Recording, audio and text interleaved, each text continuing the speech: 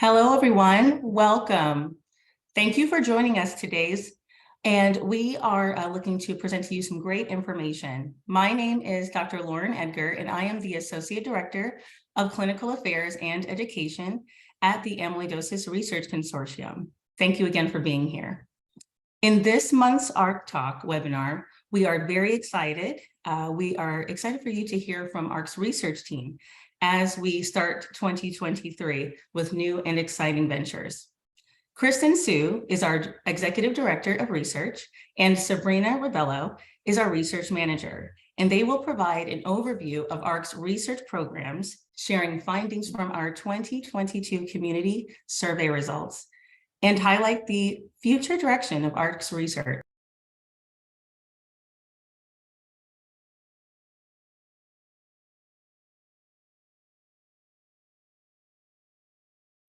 Now, while most of you may be familiar with our organization, ARC's mission is to improve and extend the lives of those with amyloidosis.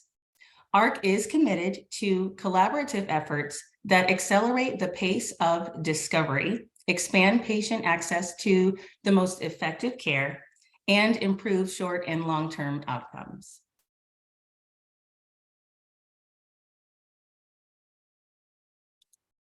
Now, working with partners in industry, government, and academia, ARC seeks to spark innovation and bring promising treatments from labs to clinics. ARC's outreach and education inform and empower patients, families, caregivers, physicians, and researchers.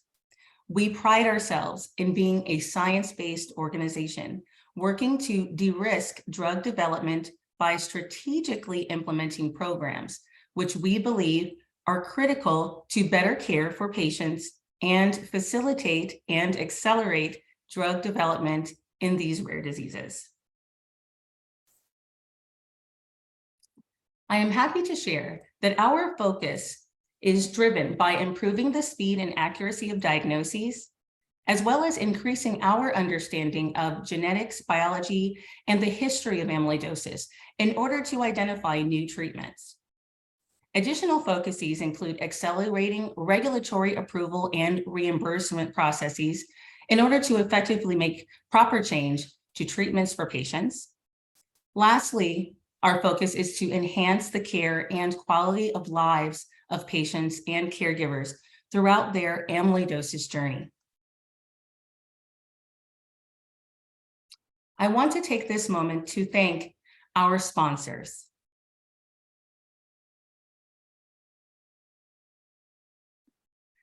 Now, if there are any questions, please take a moment to type them in the question and answer box or Q&A box on your Zoom control panel.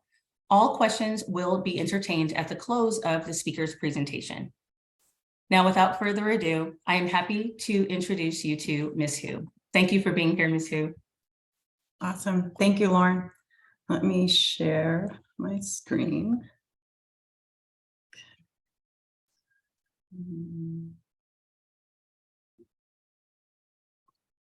Okay. Hi, everyone. My name is Kristen Hsu. I am the Executive Director of Clinical Research here at ARC. Now, my background is actually in drug development. Before joining ARC 6 years ago, my career had been focused on planning and executing clinical trials across a number of different disease spaces. I'd worked for a number of years in Alzheimer's disease and learned a lot about protein misfolding disorders during that time. But in that entire time, I never had the opportunity to sit down and actually meet with an Alzheimer's patient, to speak with them and their caregiver and hear directly from them what living with Alzheimer's was like. Rare disease is different. It gives you that opportunity. It demands it, actually, that you learn directly from patients in order to design your research. You need to understand what patients are going through, what their disease is, how they experience it, how that might be different from any other patient with the same disease, how they're impacted by it, and ultimately how we can use that understanding to better develop treatments, effective treatments for patients. And that's what drew me to ARC and what drives our research initiatives today. Now, one common misconception about research is that it's something that only happens in labs. I know this from experience, as to this day, I have family members who don't understand what I do. ARC's approach to research is really about partnering across the community to build programs and generate the right type of evidence or data needed in order to facilitate drug development and access for treatments for patients. And so if you think about drug development as a long, winding road, there are so many places where patients and patient-driven research play an important role.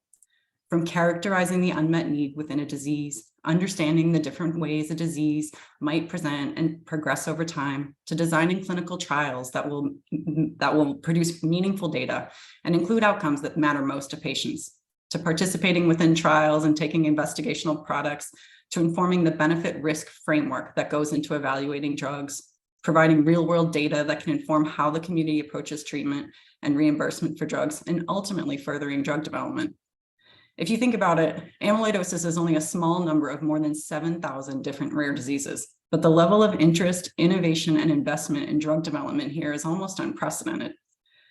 Now, there are a number of reasons that play into that, but the fact that we have an established, active, and engaged patient community and an ecosystem built on cross-stakeholder partnerships designed to tackle the barriers facing drug development is a huge factor in driving that level of innovation and investment. Now, that's not to say it's easy. Each type of amyloidosis is a complex and challenging disease to treat, and no two patients are alike. Despite all of the recent successes we've seen as a community with multiple approved products, there continues to be an enormous unmet need, and approval becomes more and more challenging for each subsequent therapy in a way.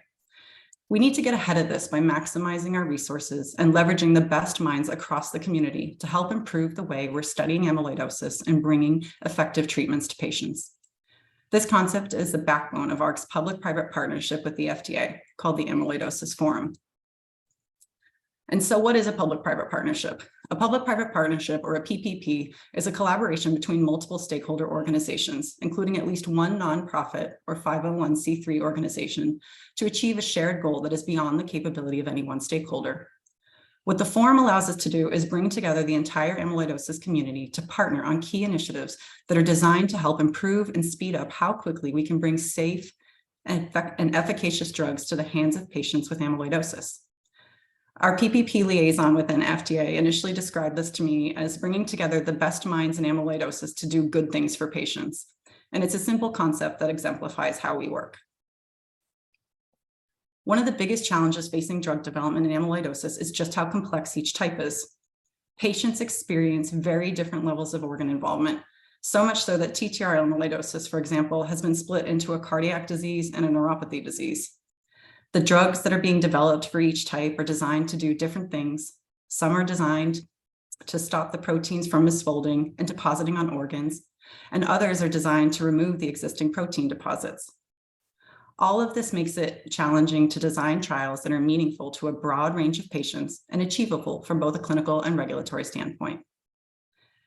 Tackling these challenges requires experts from different disciplines, such as cardiology, nephrology, hematology, gastroenterology, to work together both within FDA and with multidisciplinary disease experts.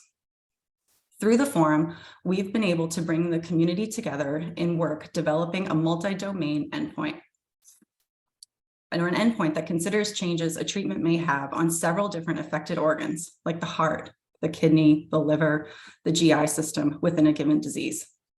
We're defining approaches for the development of imaging endpoints in clinical trials, and later this year, we'll begin tackling the changes facing TTR amyloidosis, where we have multiple drugs approved, but a challenging road ahead for future drug development. All of this is done with the goal of defining pathways to get safe and effective treatments into the hands of patients, and requires tremendous participation across the community. We are so grateful to have had the involvement of so many regulators, clinicians, industry companies, and more.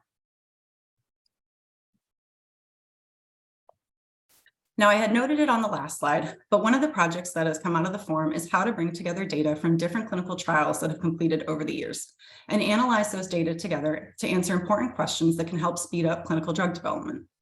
This is a process called federated data analytics, and it's something that we're building through the Amyloidosis Forum. Now, as a pilot project, NT-proBNP is an important cardiac biomarker that is commonly used in AL amyloidosis. And by analyzing it uniformly across multiple clinical trials through federated data analytics, we hope to be able to evaluate whether it could be used as an endpoint in AL amyloidosis trials, which would ultimately speed up how quickly those trials could be conducted. And while this initial project is focused on this specific biomarker in AL amyloidosis, the successful application of federated analytics in this approach could help open new doors for advancing rare disease research and expanding, sharing, and reuse of data from other clinical trials. This approach was recently named a top 20 finalist in the NIH-sponsored HeroX Data Sharing Challenge, with final awards expected to be handed out later this month. I think many of you probably saw a lot of communications from ARC last year as the crowdsourced voting component of the challenge was ongoing, and we're really thankful for your support, and we're truly humbled by the level of support that we saw across this stakeholder community for this. Now, I want to shift gears slightly and focus on some of the work that we're doing to better embed the patient's experience with amyloidosis into other ongoing areas of research. At some point, either at a doctor's appointment or if you've participated in a clinical trial, you've probably been asked to fill out a form with checkboxes that ask you about different things related to your health. These questionnaires are called patient-reported outcome measures, or PROs. A PRO measure is an instrument or a questionnaire used to collect information about a patient's health condition or behavior directly from the patient. PROs provide important insights into the patient experience of a disease and are valuable tools for use in both clinical practice and in research. Well, the PROs that have been used in amyloidosis trials to date have been developed for other diseases and are only being borrowed for amyloid. For instance, the survey that's commonly used to assess neuropathy and TTR amyloidosis was actually developed for diabetes. Diabetic neuropathy is very different from the neuropathy that patients with TTR amyloidosis experience, and it's only part of what they go through. Because amyloidosis affects more than one organ, it's really important to look more holistically at patients in order to have a better understanding of what their experience of the disease is. Now, back in 2015, ARC had held a patient meeting at FDA. And during that meeting, many of the patients with hereditary TTR described their worst symptoms as uncontrollable diarrhea. Yet this and other symptoms that were really impacting their lives were not being measured as part of care and in the development of new treatments. Similarly, when FDA and groups who advised on the cost of recent TTR drugs reviewed the data collected within those trials, there was uncertainty around just how effective the drugs were because the questionnaires that were used within the trials were only measuring a small part of the disease. And so for these reasons, ARC has spent the last several years working with a team of experts at Quality Metric to develop a patient-reported outcome measure, the Transthyretin Amyloidosis Quality of Life Questionnaire, or the ATTR-QOL for short, specifically designed for patients with all types of TTR amyloidosis. The ATTR-QOL measures the frequency and severity of 32 symptoms and assesses impacts on social, physical, emotional, and role functioning domains. Altogether, more than 70 patients, clinicians, patient representatives, and drug developers participated in the development of this tool, and an additional 220 patients evaluated it last year through an online observational study that we had launched. The ATTR-QOL represents an important advancement in patient-centered amyloidosis research. It provides the field of TTR amyloidosis with a single questionnaire that covers all types of TTR amyloidosis and symptoms, whether you've got hereditary TTR amyloidosis or wild type, whether you have polyneuropathy, cardiomyopathy, GI, or autonomic symptoms. It was designed for everything and was designed for use in both clinical practice and within clinical trials. We're excited to get this tool into the hands of researchers conducting trials in TTR amyloidosis, and even more excited to see it generate data better describing what patients with TTR amyloidosis are experiencing every day. Now, for the rest of today's call, we're going to focus on ARC's community research programs. When ARC first launched in 2015, one of the first things that our founder, Isabel Lusada, a patient herself, did was design and launch a survey to patients with amyloidosis, collecting data around what types of symptoms and organ involvement they were experiencing, the time and challenges they faced gaining an accurate diagnosis, and their experiences receiving care and treatment from different centers. Now, the data from that survey, launched from a living room sofa on a snowy day outside of Boston, has since gone on to inform and transform the way the community has approached research in amyloidosis.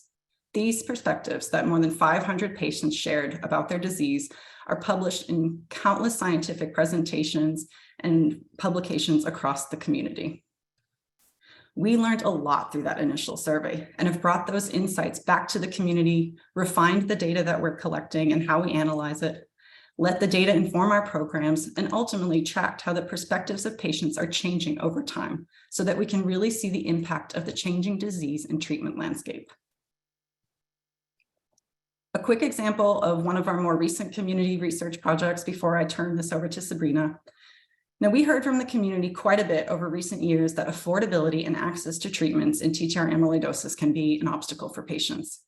And so last year, we launched a survey designed to increase the understanding of the financial toxicity in TTR patients and the impact it's having on them and their families. Now, the results of this study will help ensure that the experience of TTR amyloidosis patients is accurately understood to advocate for affordable and equitable access to treatment in discussions on policies and programs. You can read more about the results of this study on our webpage, and we'll drop the link to that page in the chat for everyone. And so with that, I am delighted to introduce my colleague, Sabrina Rebello, to you. Sabrina has been with ARC for almost 3 years now and oversees and designs all of our community research initiatives. And she's going to walk you through the results of our 2022 community survey. With that, I will hand it over to Sabrina.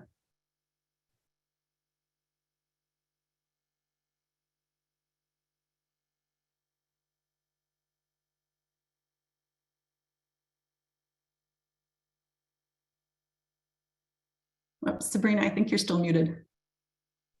Thank you, Kristen.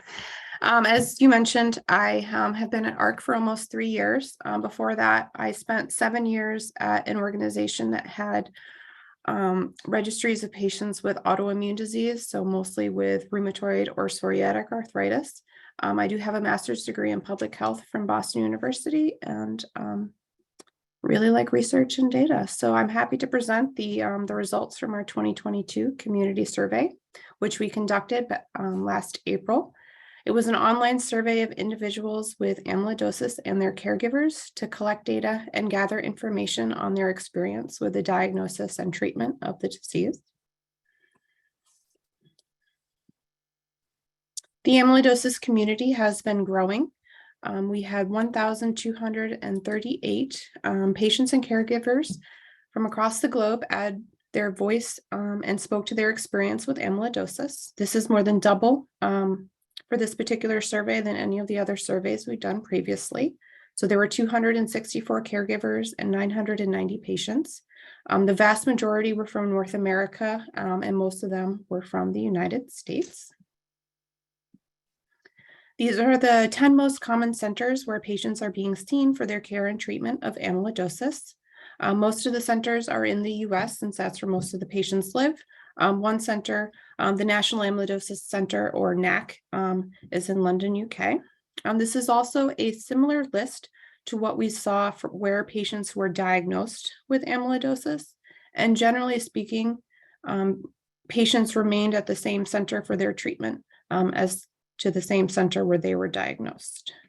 While the majority of patients are being seen at the well-known amyloidosis specialty centers, also known as centers of excellence, we are seeing an increased number in the places and the doctors that are treating and diagnosing amyloidosis.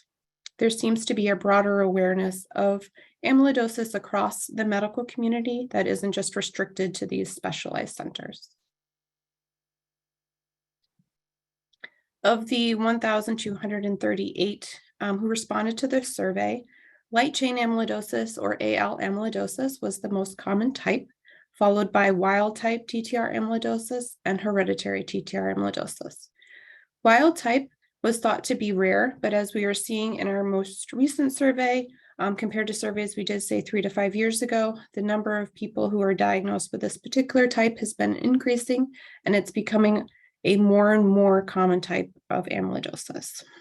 So 58 or 5% of people who responded to this survey had other less common types of amyloidosis.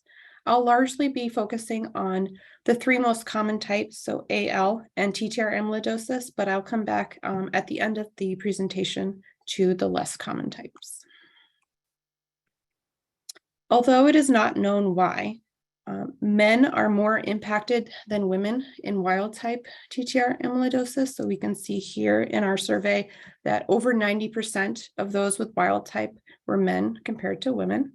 For both AL and hereditary TTR amyloidosis, it's a little more balanced between men and women. Wild type TTR amyloidosis is also related to age and tends to impact those who are 65 and older, and also more significantly, those who are 75 and older, and that is also what we saw in our data. For both hereditary TTR amyloidosis and AL, it tends to be a little bit younger with 50 to 75, but we also see this disease in people in their 40s and even younger than 40. Many patients have had to reduce their work hours or stop working altogether since they received their amyloidosis diagnosis. As most of the patients with wild type TTR amyloidosis are 65 and older and not in the workforce, such as being retired, we do see less of an impact amongst those patients.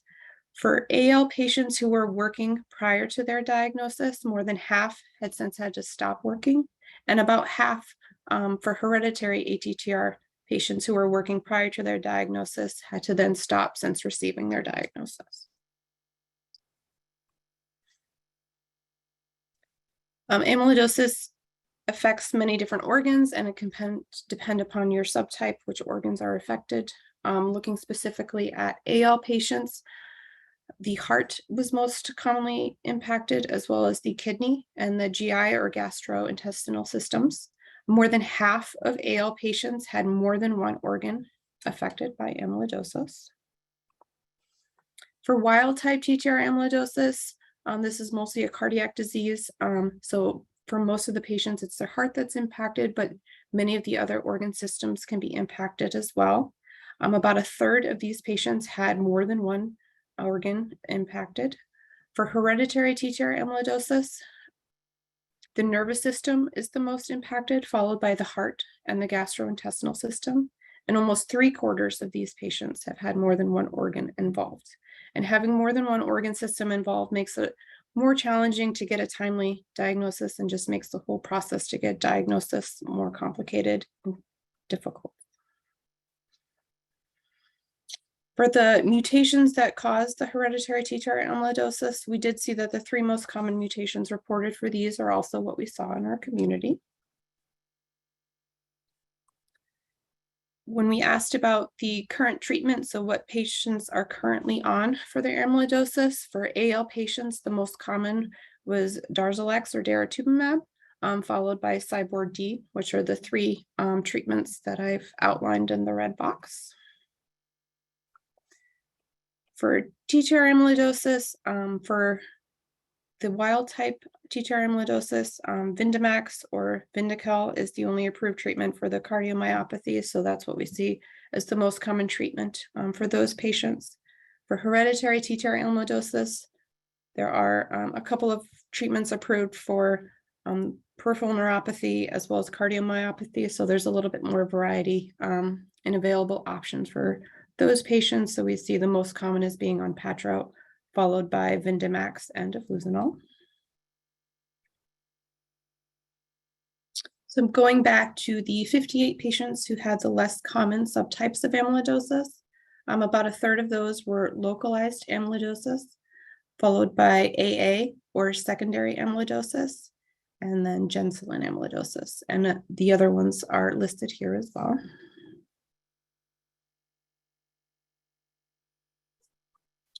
So more women had the less common types of amyloidosis, and they also tended to be 50 and over, but largely they didn't have their work impacted since their diagnosis. Because these were many different types of amyloidosis that could have different organs impacted, the variety of organs and organ systems impacted is quite a bit different than what we saw for the other more common types. About a third of patients had more than one organ affected, and depending upon the subtype, it could be more widespread across the body, such as with Gentilan amyloidosis, or it can be seen in just one organ, which would be those that had the localized amyloidosis. In September, we presented a poster at the ISA conference, the International Society of Amyloidosis.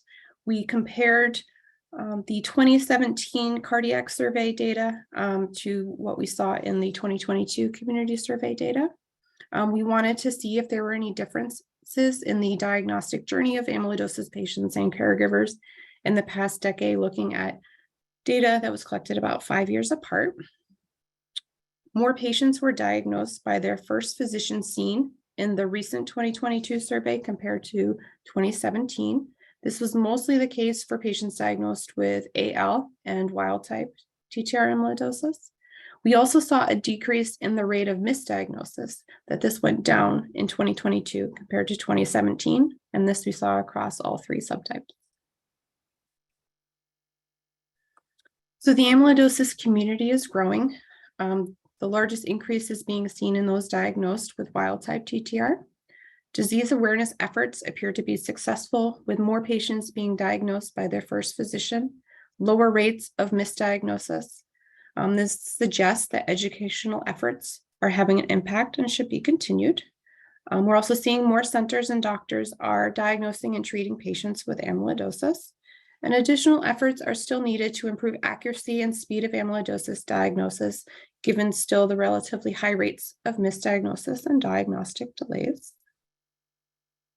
And then lastly, I just wanted to give a big thank you to all the patients and caregivers who participated in this community survey. We could not do this research without you. I hope that you will continue to participate and support our future research endeavors. And to those who didn't participate in this survey, I hope that you'll consider participating in future surveys. Awesome. Thank you, Sabrina. It's funny looking at like the numbers of patients who participated in the most recent community survey, going back to like that first survey that we did. Like we had 500 patients total who participated in that first survey, a little bit more than 500 compared to more than 1,000 in this most recent one. When I was going back and pulling the slide with just the screenshot of that paper, I looked to see like how many groups of patients, how many different types of each, or how many patients of each type there were. And for wild type patients, which is, you know, kind of this growing population as we're becoming more and more aware of it. Physicians are becoming more aware of it, how to test for it, what to look for. We're improving how we diagnose it. In that first 2015 survey, we didn't even report on how many wild type patients there were because the number was so small of the number of patients who participated in that survey. So it's amazing to be able to just track the growth of that patient population and the impact that education and awareness initiatives are having. So that's really cool to see. I just have a few more slides to share. And so Lauren, I might need to have control there. There we go. Thank you. So let me bring back up. I just have 2 more slides to go through. And so before we wrap this up, I want to make sure that I highlight where our research is focused in 2023. Now, in a couple of months, we are going to be launching a survey designed to characterize the burden of TTR amyloidosis on patients and caregivers. So much has changed in TTR amyloidosis over the past few years with 4 new drugs approved. We've got this enormous wild type population that is just continuing to grow as more and more patients are being diagnosed. And so it's important that we understand how the perspectives of patients have changed over that time, where treatments can better serve patients, and ultimately what the unmet need is. Now, the results from that survey, which we'll be launching in a couple months, will then go on to feed into the Amyloidosis Forum meeting that we have planned in June, which will focus on how to advance drug development in TTR amyloidosis in an evolving treatment landscape. As part of that meeting, we're hoping to dive into how to select for therapies, how to monitor treatment response and disease progression, making sure that we're measuring the things that matter most to patients, how to look at comparative effectiveness between treatments, and how to make sure that patients have access to the treatments that they need. We'll also be launching the 2023 community survey later this year after summer across all types of amyloidosis in the second half of the year, looking at tracking changes in the patient's journey to diagnosis and how they're currently being managed. We're going to continue efforts to embed the ATTR QOL within clinical trials in 2023. And we're also going to look at how we can get it embedded and adopted across clinical care and monitoring patients in a real-world setting. We'll continue this initial project of federated analytics, evaluating NT-proBNP, but we're also going to look at other ways that we can use this platform within amyloidosis and other data sharing models that might serve the community well. Federated analytics is a really nice approach in that it allows for shared data. It allows for shared learning without having to wait for shared data. But I think the ultimate goal is really to establish a model where the community is sharing patient level data, because that's able to answer different types of questions than what we're able to through federated analytics. And lastly, and certainly not leastly, we're looking into ways that we might be able to start building programs in some of the rare and less common types of amyloidosis. And so we know there's no treatments for these types of amyloidosis. There's a huge unmet need. And so really kind of understanding how we might be able to build programs to support those patients. And then my last slide. And so how can you stay involved? First and foremost, make sure that you sign up for our newsletter, visit our website, follow us on social media. That's the first and easiest thing to do. If you are interested in participating in some of the initiatives that we have planned later this year, this slide shows you 2 quick and easy ways to do so. You heard me mention that we have got at least 2 surveys planned in the coming months, but we also routinely conduct patient panels, focus groups, and individual interviews with patients to better understand their perspective and experiences around amyloidosis. The purpose of these initiatives can vary from gaining patient perspectives on journey to diagnosis, to reviewing planned research or clinical trials, to evaluating the benefit risk patients might be willing to take on with different types of treatments. And we typically will conduct these a few times a year. Now, if you're interested in participating in these types of research efforts, we'll drop the link to this participant contact form in the chat to where you can sign up to be contacted as we're looking to recruit patients and caregivers throughout the year. We are so grateful to all the patients who've contributed to each of our studies, panels, and focus groups to date, and we're always hoping to connect with new folks as we move forward. We've also developed an online tool called My Amyloidosis Pathfinder, or MAP, which helps patients with amyloidosis get connected to treatment centers and clinical trials that are specific to their type of amyloidosis and symptoms. You can access MAP by clicking on this link by myamyloidosispathfinder.org, and we'll drop the link in the chat and follow up with an email as well. Patients and their caregivers will be asked to sign up as new users, and then you answer a few short questions about your amyloidosis, what type it is, what type of organs you have involved, whether you've been on any treatments, or if you're currently participating in any trials. Once you complete that profile, you'll be able to find and compare amyloidosis treatment centers that meet your individual needs and also get matched to clinical trials that you may qualify for based off of your amyloidosis profile. MAP's a great way to stay informed of and get involved with new trials. You'll get an email each time a new trial opens up that you might be eligible for, something that you can take to your physician, learn more about, understand if you might be a good candidate for. And ultimately, participating in trials helps advance research towards better treatments and cures for amyloidosis. And so with that, I'll stop. Thank you to everyone who has joined. Thank you to Sabrina for really being the brains behind all of our community research efforts and planning a fantastic suite of studies moving forward. And so I'll turn it back to you, Lauren. Fantastic. Thank you, Kristen and Sabrina. Wonderful job. Thank you for this wonderful information. We will go ahead and take some time for questions. Just a reminder, please be sure to type your questions in the Q&A box on your control panel on Zoom. Kristen and Sabrina, we have some very good questions prepared for you.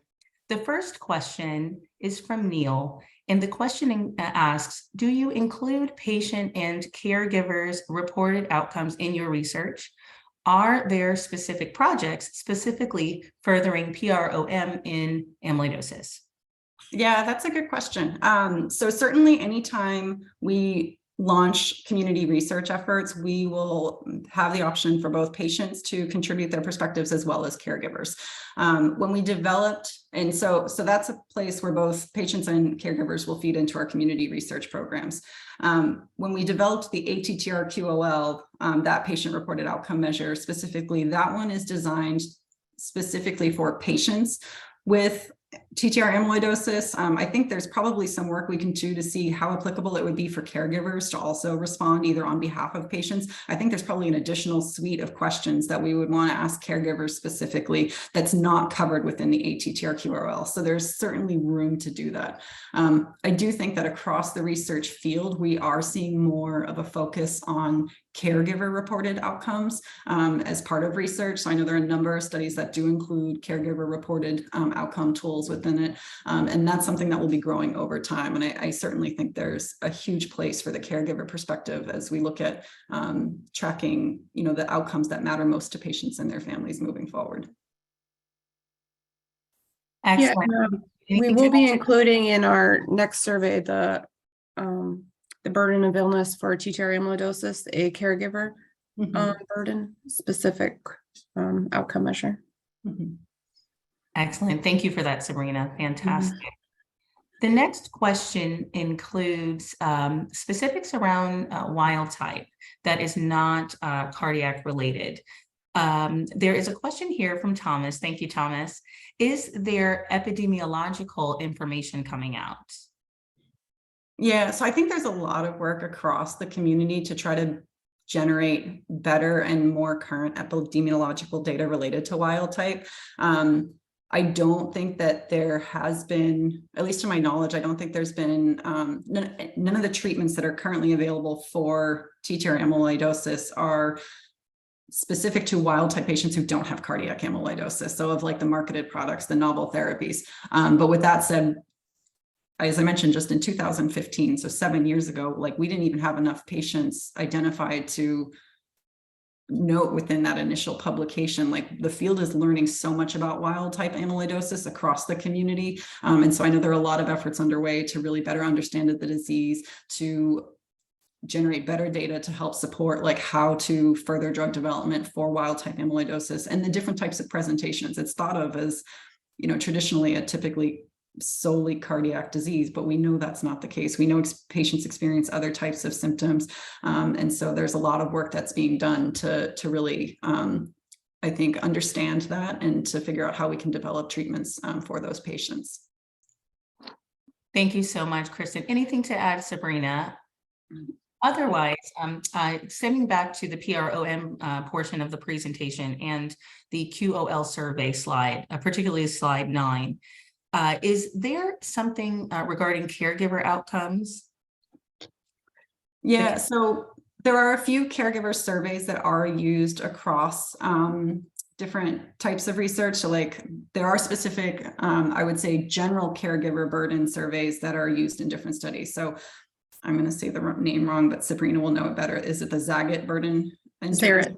Zarit. Okay, sorry.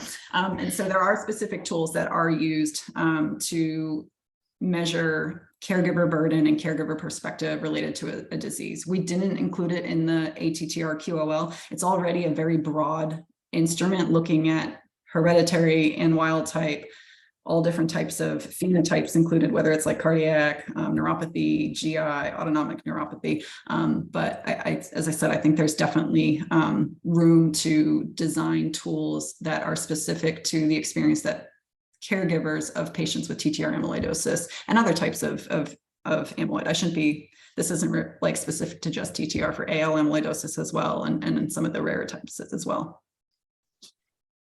Fantastic. Thank you for that. Now, is the ATTR QOL information available for public view? Great question.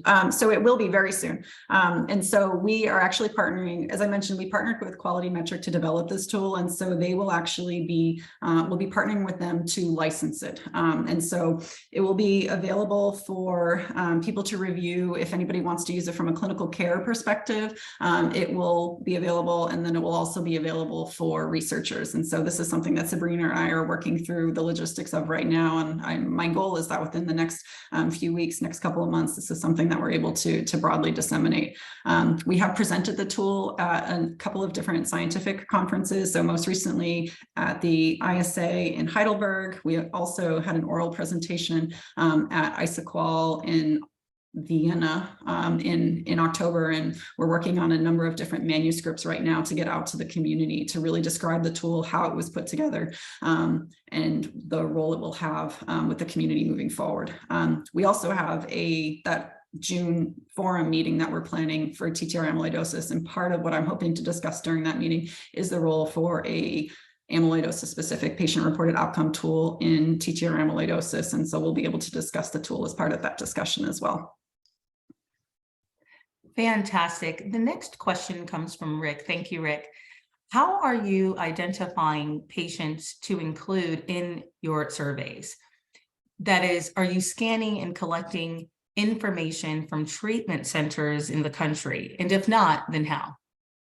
Yeah, so our surveys to date have been targeted at patients who are self-identifying as amyloidosis patients. And we'll typically ask a few screener questions to make sure, one, that patients have the disease, that they've got the right type of disease, but it is self-reported. And so one of the things that we're looking into is ways that we can actually continue these community research initiatives where we're really relying on patients to self-report, but also have a component where we're not necessarily verifying the data, but also we are collecting data from their treatment centers if they consent and if the treatment center is participating, so that we're marrying both the patient-reported perspectives with actual data coming from the clinical centers that will be kind of more of like your typical like clinical data collection. And so that's a big effort, but it's something that we're really excited to figure out how to tackle moving forward. There are a number of different ways you can do this, but I think ultimately being able to marry the patient perspective with some of that hard clinical data from centers for those who are willing and interested in participating in that way would be really valuable for the community. I think one thing that you commonly see is like a lot of people will do like claims data studies where they'll try to understand like a patient journey to diagnosis or where the barriers might be just looking at health claims data. And one of the challenges with that is that you're never really confident you've got amyloidosis patients there. Like I've seen studies where, it reports that the average age, it's a study presenting the barriers to diagnosis from claims data, but it'll say the average age of diagnosis for like an AL amyloidosis study is like 18. And so we know that, it's unlikely that those are real patients. And so being able to actually marry patient perspectives with data from patients that we know are real amyloidosis patients would be tremendously valuable. This is great information, Kristen. Can you highlight for Amita, are you able to highlight some of the successes of our collaboration with the FDA based on this information? Yeah, I would say a lot of the work that we're doing with the forum, it takes quite a bit of time and quite a bit of data. And so these are long-term projects that we're working on. One of the successes I'll say though, is that when we think about federated analytics, for an example, federated analytics started around, it came out of the forum and a discussion within a cardiac working group that was tackling what are the endpoints that are best suited to serve from a cardiac perspective as components to a multi-domain endpoint in AL amyloidosis. And so this was a cross-stakeholder group of clinicians, physicians, researchers, FDA, MHRA, the health authority in United Kingdom, statisticians, industry representatives. And what prompted the Federated Analytics project was this idea that, and this discussion that happened within that working group around NT-proBNP. NT-proBNP, I mentioned, it's a cardiac biomarker that's commonly used in AL amyloidosis. There's a lot of discussion and I won't say debate, but differing opinions as to whether like that's actually the best biomarker to use in AL amyloidosis. And there's I think, a good body of evidence on either side of that debate, whether it's something that should be used. And so when we designed the Federated Analytics platform, it was really designed around the question of, okay, let's pull together the data and actually evaluate whether it is. It's not a project that is looking to prove that NT-proBNP is something. It's really designed to evaluate whether it might be an appropriate biomarker. And like the setup of that platform, the fact that we've got data coming from multiple different types of data contributors, from pharmaceutical companies, large pharmaceutical companies with endless amounts of resources, to small individual physicians who have limited resources and are working with less sophisticated tools. The fact that we've been able to pilot this and see that it is successful, that it can be adopted easily across different centers, that it's scalable to those different types of contributors. And it's something that all these different stakeholders with, really different perspectives and quite frankly, different motivations are really able to and willing to participate in has been, in my mind, a success. The work is ongoing. We haven't answered that question yet. But the fact that we've been able to get this pilot off the ground and really able to see that there's interest and buy-in from the community to do that has been really, it's exciting, and I'm looking forward to seeing how we can use it in other places within the community. Fantastic answer. Thank you, Kristen. Our next question is more so about outcomes following stem cell transplants. Has there been research on outcomes following stem cell transplants related to AL amyloidosis? Yeah, so there have been a number of studies done. I think we can probably follow up and share some of that information. So there are a number of different centers who have really looked at this. And so I think we could probably follow up and share that information. Thank you for that. Now, is the ATTR QOL available for use in clinical trials now? Yes, so it is currently being used in one clinical trial, one interventional study, and we're in discussions with a number of companies who are planning future trials in TTR amyloidosis to include it. And so it's something that I'm hoping we'll see adopted more readily as time takes on. It's a brand new tool. Having worked at a company myself, I would be like, I know that there's having been in that shoe planning trials, like you want to see that there's a lot of data before you're testing out like a tool that will be an endpoint. And so it's going to take us time to get it widely adopted across all of these studies. But the more data that we can generate with that tool in research and within clinical care, I think we'll see more steady adoption across the community. So, but yes, it is in one study right now. I'm hoping that it'll be in several more by the end of the year. For those who are interested in adopting the ATTR QOL tool, how can they access it? Yeah, so for now, you can feel free to email me or Sabrina. We can drop our contact information, or actually, I guess the easiest way is to just email arc@archi.org. As I mentioned, in the next few weeks, we're planning to have Quality Metric launch on their website and a formal way to actually request access and gain copies of the tool. And so that will change within the next few times, but I think within the next few weeks. But for now, people can just email arc@archi.org and Sabrina and I will get it and be able to triage it. Thank you for that. The next question, thank you, Neil, includes information more so around caregiver function and mental health. Will the research team at ARC be supporting any studies which are designed to improve caregiver function and mental health?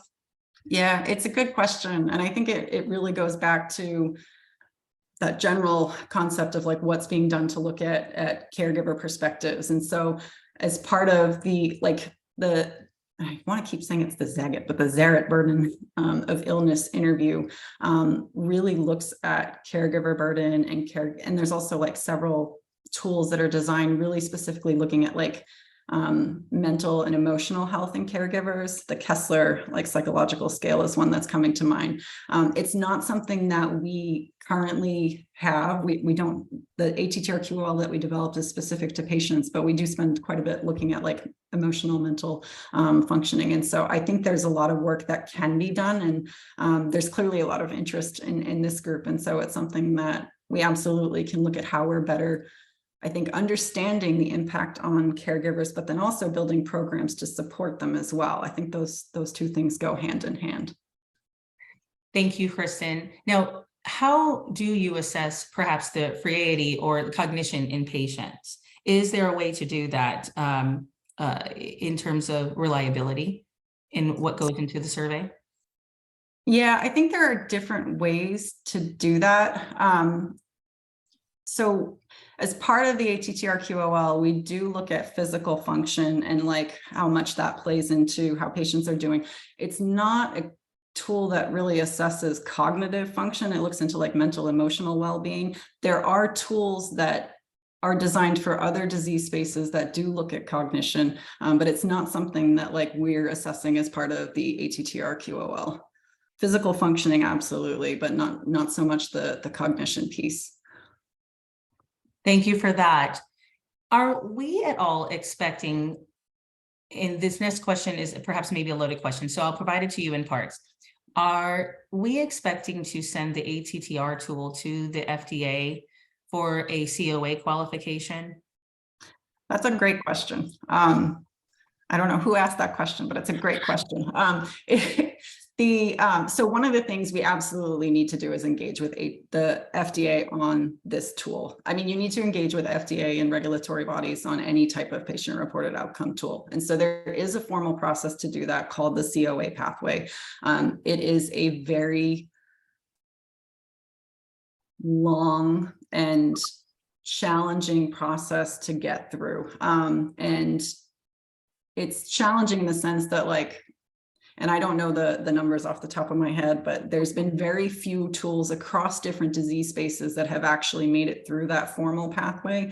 And so I think one of the things we need to do is really engage with the right divisions at FDA to understand like how we might be able to engage with them on this tool, understand the steps for the COA qualification pathway, and how we can actually go through it. And I think there are probably opportunities to get feedback from different aspects through the forum potentially, and journal, like broad strokes related to the TTR-QOL. But yeah, it's not an easy answer. It's not an easy question, and so it's not an easy answer, but it's something that takes quite a bit of time to do. I think we're looking at like a 10 to 15 year time frame to get a tool through that.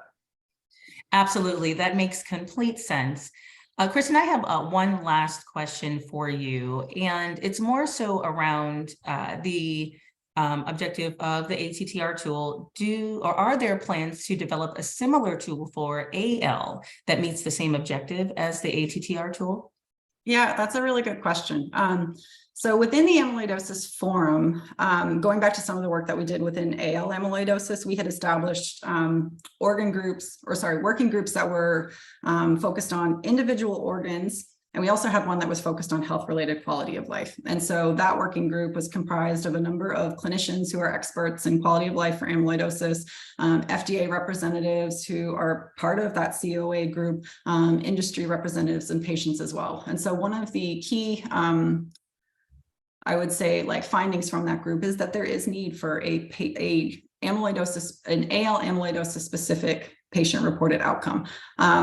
Now, with that said, there is quite a bit of work that is being done across the community already to address this. And so Anita D'Souza, for example, out of the Medical College of Wisconsin, she has been doing quite a bit of work to take the PROMISE tool, which is, Sabrina might remember what that stands for. It's a patient-reported outcome measure system that actually was developed by NIH, and it's got different components, and essentially you can evaluate those different components for different types of diseases. And so she's doing a lot of work. She's got a big NIH grant where she's doing a lot of work to actually evaluate how different components of the PROMISE tool can be used to develop, or can be used specific to patients for AL amyloidosis. And so she's published quite a bit. And I believe she's got some more data coming out this year. And so there is being work to address that across the community. And I think certainly where there are gaps, we obviously want to be able to fill those gaps and do anything we can. But I also want to be mindful of the work that's already ongoing. And, if there's anything we can do to facilitate that, or if there's a role that ARC can play in sort of addressing it more broadly, it's something we're happy to do. But she's doing some great work, and it'll be exciting to see what she comes out with. Fantastic. Kristen and Sabrina, thank you so much. This has been wonderful. I do want to thank everyone who has joined us today as we look to conclude this presentation. We really, truly appreciate you all being here with us, taking the time and the resources to connect with us at ARC. I want to say thank you again to our sponsors and again to our speakers. We surely look forward to seeing everyone again next month. Have a great day, everyone. Awesome. Thank you.